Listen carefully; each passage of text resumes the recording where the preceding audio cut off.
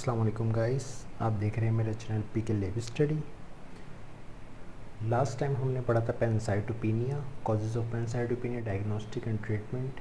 उम्मीद है कि आपको बहुत अच्छा समझ में आया होगा।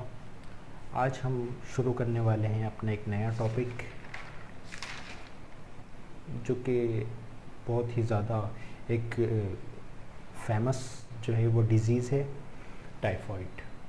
और पाकिस्तान में तो आजकल जो है वो टाइफॉइड बहुत ज़्यादा फैला हुआ है, तो इसी वजह से मैंने सोचा कि क्यों ना टाइफॉइड डिस्कस किया जाए।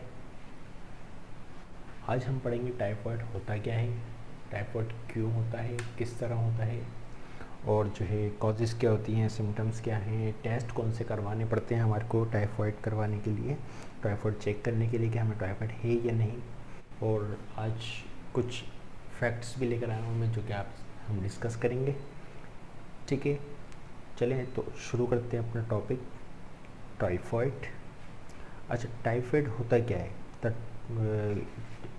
पहले हम देखते हैं इसकी डेफिनेशन। टाइफॉइड होता क्या है? तो typhoid is a bacterial infection. Typhoid जो है वो एक बैक्टीरियल इन्फेक्शन है, यानी कि टाइफॉइड जो है हमारे जिस्म में बैक्टीरिया की वजह से होता है। That can lead to high fever, जिसकी वजह से हमें बहुत तेज़ बुखार होता है। It cause by the bacterium Salmonella typhimurium और एस टाइफी। इसको साल्मोनेला टाइफी भी कहते हैं। ये बैक्टीरिया कौन सा होता है? साल्मोनेला टाइफी बैक्टीरिया होता है, जिससे हमें टाइफॉइड फीवर यानी कि टाइफॉइड होता है। अच्छा, कॉजेज़ की बात करें हम टाइफॉइड की, तो टाइफॉइड की कुछ कॉजेज़ हैं, जिनमें के it can cause by contaminated food. किस तरह से हमारे जिस्म में टाइफॉइड होता है, किस तरह है, यानी कि जो हमारे जिस्म में बैक्टीरिया होता है साल्मोनेला, ये जो है हमारे कंटामिनेटेड फूड या कंटामिनेटेड वाटर, जो कि हम पानी पीते हैं और जो हम खाना खाते हैं, उसके ज़रिए जो है ये हमारे जिस्म में दाखिल हो जाता है। It can pass from person to person through carrier, यानी कि अगर एक शख्स को जो है वो टाइफॉइड है, वो कैरियर है, तो उसका कंटामिनेटेड फूड या फिर उसका कंटामिनेटेड वाटर पीने से भी जो है टाइफॉइड आपको लग सकता है। ठीक है। अच्छा, टाइफॉइड जिस्म में दाखिल होने के कितने दिन बाद जो है वो अपना असर दिखाना शुरू करता है, यानी कि कितने दिन बाद उसके सिम्टम्स ज़ाहिर होना शुरू होते हैं। इंक्यूबेशन पीरियड, यानी कि जो रहने का, यानी कि जब नुकसान नहीं पहुंचाता और जिस्म में दाखिल होने के बाद रहता है, तो 1 to 3 वीक तक जो है ये जिस्म में रहता है, और इसके बाद जो है फिर ये अपने सिम्टम ज़ाहिर करना शुरू करता है। अच्छा, रहता कहाँ पर है? इन्फेक्शन जो है ये कहाँ से शुरू करता है? सबसे पहले ये हमारे इंटेस्टाइन में जाता है। ठीक है, कंटामिनेटेड फूड के ज़रिए, क्योंकि डाइजेशन हमारी कहाँ होती है? इंटेस्टाइन में जाके होती है, तो हमारे कहाँ फूड के ज़रिए ये हमारे इंटेस्टाइन में चले जाता है। इंटेस्टाइन जो है वो इसका लिविंग प्लेस है। अच्छा, टाइफॉइड में सबसे मेन चीज़ जो है वो फीवर है। फीवर कितना होता है इस टाइफॉइड में? हमें जो है वो नॉर्मली हाई ग्रेड फीवर देखने को मिलता है, यानी कि 104 डिग्री 104 डिग्री फ़ारेनहाइट जो है वो फीवर होता है। यानी कि अगर हमारे जिस्म का टेम्परेचर जो है वो 37.0 है, तो हमारे जिस्म का टेम्परेचर टाइफॉइड में तकरीबन 39 to 40 डिग्री कहलाएगा। ठीक है, 39 to 40 डिग्री हमारे जिस्म का टेम्परेचर हो जाता है। अच्छा, टाइफॉइड में सबसे ज़्यादा जो सिम्टम्स हमें देखने को मिलते हैं, उसके बारे में डिस्कस करेंगे कि सिम्टम्स सबसे ज़्यादा क्या होते हैं। सबसे पहले हमारे पास है डायरिया, यानी कि मोशन वगैरह लग जाना, loss of appetite, weakness, abdominal pain, constipation, headache. अच्छा, डायरिया की जो हमने बात की, डायरिया हमारे क्यों हो रहा है? क्योंकि इंटेस्टाइन, आपको पता है इंटेस्टाइन में जा रहा है, तो हमारा जो है डाइजेशन जो है कहाँ जाके होती है? इंटेस्टाइन से होती है। इंटेस्टाइन में हमारी जब डाइजेशन होती है, और जब इंटेस्टाइन में हमारी जो डाइजेशन में प्रॉब्लम आ जाती है, तो उसमें डायरिया होना बनता है। ठीक है। अच्छा, इसके अलावा टेस्ट की बात करें, टेस्ट कौन से कराने होते हैं हमारे को? जैसे अगर हमारे को टाइफाइड हो जाता है और हमें पता करना है कि हमारे जिस्म में टाइफाइड है, तो उसको हम किस तरह से पता लगाएं? सबसे मेन टेस्ट जो इसके लिए वर्ल्ड वाइड यूज़ होता है वो है विडाल टेस्ट। ठीक है, विडाल टेस्ट करवाते हैं हम, पॉजिटिव और नेगेटिव आता है, यानी कि जिस तरह से हमारा जो है वो ब्लड ग्रुप किया जाता है उस किस्म का जो है ये सीरम से किया जाने वाला टेस्ट होता है। ठीक है, विडाल टेस्ट करवाते हैं हम, इसके लिए विडाल में हमें पता चलता है कि टाइफॉइड पॉजिटिव है या नहीं। ठीक है, इसके अलावा यूरिन और स्टूल CS क्या होता है हमारा, CS किसको कहते हैं हम, CS कहते हैं हम कल्चर को, कल्चर एंड सेंसिटिविटी,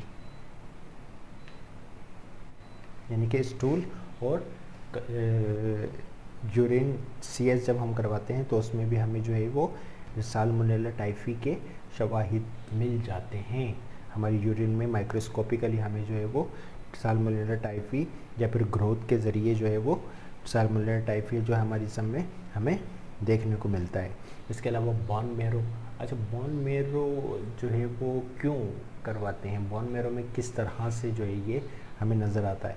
अब चिकन जैसे इंटेस्टाइन में है, बोन मैरो में है, बोन मैरो जो है वो RBC प्रोडक्शन होती है हमारी। अब बोन मैरो में यू नो कि RBC की प्रोडक्शन हमारे कहाँ होती है, बोन मैरो में होती है। RBC की नहीं बल्कि तमाम सेल्स की, फ्रॉम WBC और प्लेटलेट्स वगैरह जितने भी सेल्स होते हैं बोन मैरो में जो है ये हमारे। अच्छा, बोन मैरो इफेक्ट किस तरह होती है ये हम जाके आगे बात करते हैं। ठीक है, अच्छा क्रोमेटोग्राफी, अच्छा सबसे पहले विडाल जब हम करवाते हैं, एक तो विडाल है और उसके अलावा सबसे जो फ्रीक्वेंट टेस्ट होता है वो क्या होता है, क्रोमेटोग्राफी, जिसमें हमें IgG और IgM का पता चलता है कि हमारे जिस्म में, यानी कि ये जो है वो इतना ऑथेंटिक नहीं माना जाता, लेकिन फिर भी जब हमने टाइफाइड पता करना है तो हम क्रोमेटोग्राफी के ज़रिए भी पता कर सकते हैं कि जिस्म में टाइफाइड है या नहीं है। ठीक है, अच्छा फैक्ट्स में आके हम बात करेंगे, हमारी दो चीज़ें, एक तो सिम्टम्स और दूसरा बोन मैरो का जो क्लियर करना था। अच्छा बोन मैरो में होता किस तरह है, फैक्ट्स की बात करते हैं तो सेंट्रल फॉर डिजीज़ कंट्रोल के हिसाब से यूएस में जो है पर ईयर 57,000 जो है वो केसेस मिलते हैं, यानी कि सिर्फ अमेरिका में जो है वो 57,000 से ज़्यादा केसेस जो है वो रिपोर्ट होते हैं। इसके अलावा ग्लोबली अगर देखा जाए तो 11 to 20 मिलियन केसेस जो है इसके रिपोर्ट किए जाते हैं। ठीक है, अच्छा अनट्रीटेड फैटल का मतलब क्या है, 20 to 30% होते हैं। अनट्रीटेड टू फैटल का मतलब होता है कि वो टाइफॉइड जो कि ट्रीट नहीं किए जाएँ, जो कि फैटल कंडीशन में पहुंच जाएँ, जो कि सीवियर हो जाते हैं ना टाइफाइड, तो उसको हम क्या कहते हैं, फैटल। ठीक है, अच्छा अनट्रीटेड जो होते हैं उसमें से 20 to 30% जैसे लोगों को बुखार चढ़ा, उन्होंने जो है वो हल्की फुल्की मेडिसिन वगैरह ले ली, बुखार जो है वो नीचे आ गया, फिर उन्होंने जो है वो ट्रीटमेंट नहीं करवाया, फिर वो बुखार दोबारा हो गया, फिर उन्होंने वही किया, इस तरह से अपने जो है वो छोटी मोटी मेडिसिन लेके इसकी जो है वो ट्रीटमेंट जारी रखी, बुखार उतरता है चढ़ता रहता है, जिसकी वजह से ट्रीट नहीं करवाया, तो वो 20 to 30% ऐसा रेशो है। और ज़्यादातर जो है वो रूरल एरियाज़ में मिलता है हमें, रूरल एरियाज़ में हमें ये सब कुछ देखने को मिलता है, क्योंकि वहाँ पे इतना कुछ जो है वो डॉक्टर्स वगैरह नहीं होते, प्रोवाइडर नहीं होते, हेल्थ प्रोवाइडर जो कि टेस्ट वगैरह करवाए जाएं और डॉक्टर इतनी अच्छी तरह देखें। अच्छा, इसका 4 नंबर पे फैक्ट्स की बात करें तो सबसे ज़्यादा जो है इशू कहाँ पे होता है, हमारे GI ट्रैक में, गैस्ट्रो इंटेस्टाइनल ट्रैक का सबसे ज़्यादा इशू होता है। अच्छा, गैस्ट्रो इंटेस्टाइनल ट्रैक का इशू क्यों होता है, एक तो गैस्ट्रो इंटेस्टाइनल इशू क्यों होता है और दूसरा हमारा बोन मैरो का इशू क्यों होता है। अच्छा, मिसाल के तौर पे अब देखें, जैसे हमें ये डायग्राम बनी हुई है, अब ये हमारा स्टमक है। ठीक है, अब जब हमारे फूड के ज़रिए फ्रॉम फूड के ज़रिए जब ये हमारे ईसोफेगस वगैरह से होता हुआ जब हमारे स्टमक में आता है, ठीक है, हमारे स्टमक में अब ये जो है बैक्टीरिया दाखिल हो गया। ठीक है, अब हमारे स्टमक में दाखिल होने के बाद जब ये हमारे यहाँ से होता हुआ इंटेस्टाइन में आएगा, तो ये इंटेस्टाइन की वॉल के साथ जो है वो रुक जाएगा। ठीक है, ये बैक्टीरिया क्या हुआ, इंटेस्टाइन की वॉल के साथ जॉइंट हो गया। तो अब जीआई ट्रैक्ट तो हमारा है ना, जीआई ट्रैक्ट में जब ये रुक गया, अब इसने स्टे कर लिया यहाँ पे, तो जीआई इन्फेक्शन तो ऑटोमेटिकली होना है। ठीक है, अब इससे जो है वो जीआई इन्फेक्शन हुआ। अब ये जो है यहाँ पे क्या करता है, हमारे इंटेस्टाइन में इंटेस्टाइनल की जो ये वॉल है, ये जो वॉल है ना इंटेस्टाइन की जो वॉल है, इसके अंदर सुराख कर देता है।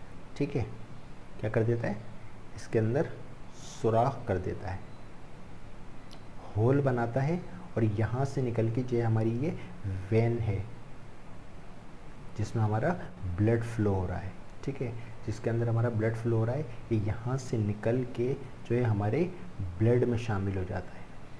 ठीक है, अच्छा, जब ब्लड में शामिल हो गया तो इसका मतलब है कि अब कोई सा भी पार्ट जो है वो बॉडी का नहीं बचा जहाँ पे ये नहीं जाए। ठीक है, जहाँ पे ये नहीं जाए तो फिर ये अब हमारे ब्लड के ज़रिए होता हुआ हमारे कहाँ जाता है, बोन मैरो में। ठीक है, जहाँ पे हमारे जो है वो सारे सेल्स बन रहे हैं, हमारी बोन मैरो में ये दाखिल हो गया। अच्छा, बोन मैरो में दाखिल हुआ तो वहाँ पे इसने सबको डिस्टर्ब करना शुरू किया, वहाँ पे जो है वो सेल्स की प्रोडक्शन को जो है वो ख़राब करता है हमारी। ठीक है, जब ये वैन में दाखिल हो जाता है, अच्छा ये बहुत कम होता है मामला कि ये 20 to 30% जो हमारा रेशो है ना, इसमें इनके ये जो लोग आते हैं इनमें ज़्यादातर ये मामला देखने को मिलता है। ठीक है, अच्छा क्या कह रहा है, इंटेस्टाइनल परफोरेशन। अच्छा, ये जो सुराख किए हैं ना इसने, इसमें होल जो कर दिए हैं, अब इसने यहाँ पे होल कर दिए हैं, तो इसको हम कहते हैं फैटल, अनट्रीटेड और फैटल कंडीशन कहलाती है, जिसमें इसने के इंटेस्टाइन में हमारे होल कर दिए, और होल करके जो है ये हमारे ब्लड में शामिल हो गया।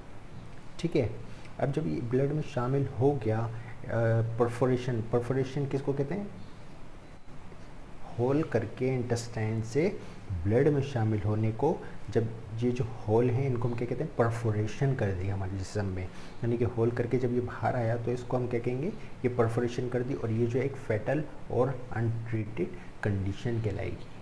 ठीक है, अच्छा दूसरी बात कि ये यहाँ से निकल के वेन में तो आ गया। ठीक है, अब इसकी लिए जो है हमारी ट्रीटमेंट क्या होगी।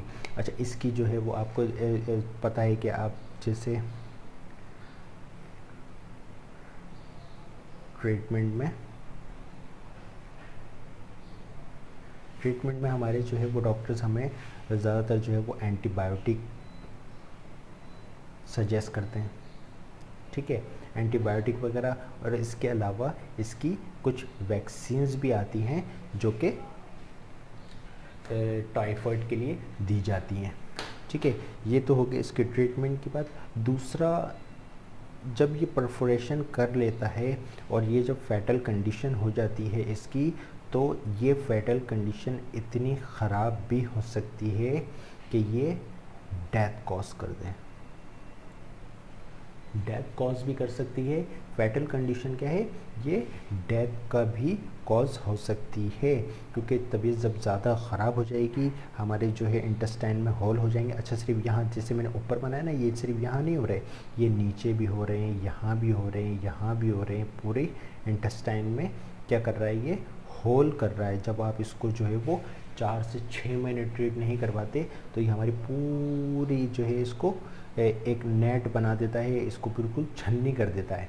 ठीक है, जब इसने पूरी हमारी इंटेस्टाइन को छन्नी कर दिया तो फिर हमारे डाइजेस्टिव सिस्टम ख़राब हो गया। जब डाइजेस्टिव सिस्टम ख़राब हो गया तो इसका मतलब है कि हम जो खा रहे हैं वो ना तो डाइजेस्ट हो रहा है, और जब डाइजेस्ट ही नहीं होगा तो हमारा जिस्म जो है उसमें से न्यूट्रिएंट नहीं ले सकता, वो एलिमेंट्स नहीं ले सकता जिसकी हमारे जिस्म को ज़रूरत है।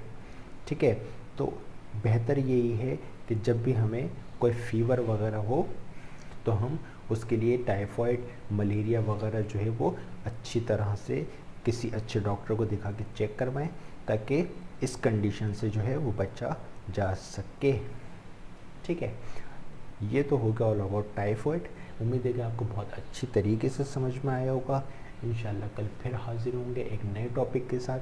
जब तक के लिए दीजिए इजाज़त। अल्लाह निगहबान, फ़ी अमानिल्लाह।